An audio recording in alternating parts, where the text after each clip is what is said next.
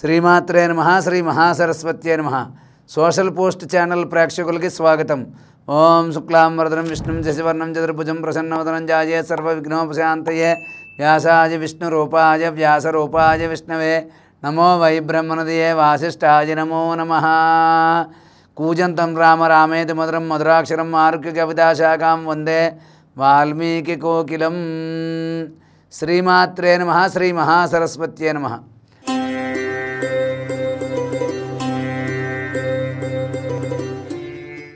మనం ఈ రోజున రాహుకేతువుల యొక్క దోషం పరిహారం కావాలి అంటే ఎటువంటి విధి విధానాలు పాటించాలో మనం తెలుసుకుందాం.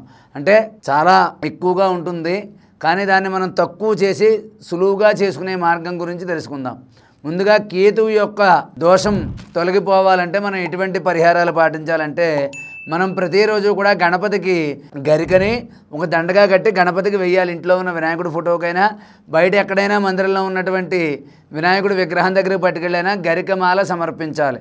అలాగే 27 సార్లు ఓం గం గణపతయే నమః అనుకుంటూ వినాయకుడి గుడి చుట్టూ ప్రదక్షిణ చేయడం, అక్కడ ఉండ్రాళ్ళు నైవేద్యంగా సమర్పించడం, గరిక పూజ చేయడం వల్ల కేతువు యొక్క అనుగ్రహం లభిస్తుంది.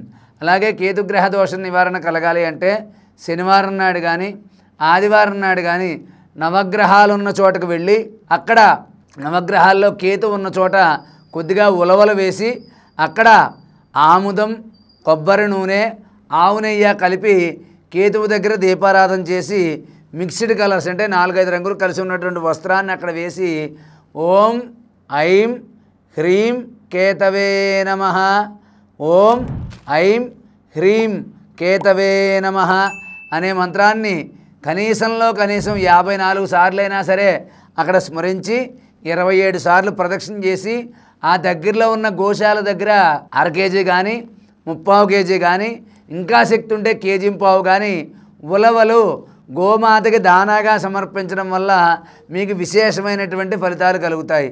అలాగే మీ యొక్క పుట్టిన తేదీ, సమయం, పుట్టిన ఊరు తెలియజేసి మీ యొక్క నక్షత్రం, రాశి తెలుసుకుని ప్రస్తుతం నడుస్తున్న దశ ఏమిటో కూడా తెలుసుకుని పరిహారం చేసుకుంటే మీ జాతకంలో ఉన్నటువంటి దోషాల యొక్క ప్రభావం చాలా వరకు తగ్గిపోతుంది. అలాగే ఈ కేతు దోషం ఎవరికైనా ఉంది అనుకుంటే దానికి సులువైనటువంటి విధానం ఇదన్నమాట. ఇలాగే కాకుండా ఇంకా మాకు శక్తి ఉంది మేము చేసుకుంటాము అంటే మీ ఇంటి దగ్గరైనా సరే అదే ఎక్కడైనా సరే మీ చేత కేతు సంబంధమైనటువంటి మంత్రాలతో హోమం జరిపించి కేతు సంబంధమైనటువంటి ధాన్యం, ఉలవలు దానం తీసుకుని మీకు సంపూర్ణంగా కేతు దోష పరిహారం అనేది చేస్తాం. అలాగే ఈ కేతువు యొక్క అనుగ్రహం కోసం మనం ఇందాక చెప్పినట్టుగా శనివారం నాడు కానీ ఆదివారం నాడు కానీ నవగ్రహాల దగ్గర ప్రదక్షిణ చేసి నేను చెప్పిన విధంగా దీపారాధన చేయండి.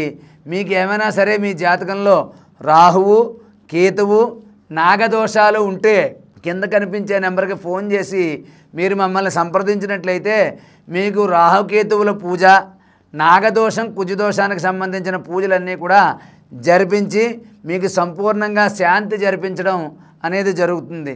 కాబట్టి ఎవరైనా ఉంటే మమ్మల్ని సంప్రదించండి, దోష పరిహారం చేసుకోండి. ఎటువంటి దోషాలు లేకుండా సుఖ సంతోషాలతో జీవించాలి అని చెప్పి ఆశీర్వదిస్తూ సర్వే జనా సుఖినో భవంతు. స్వస్తి.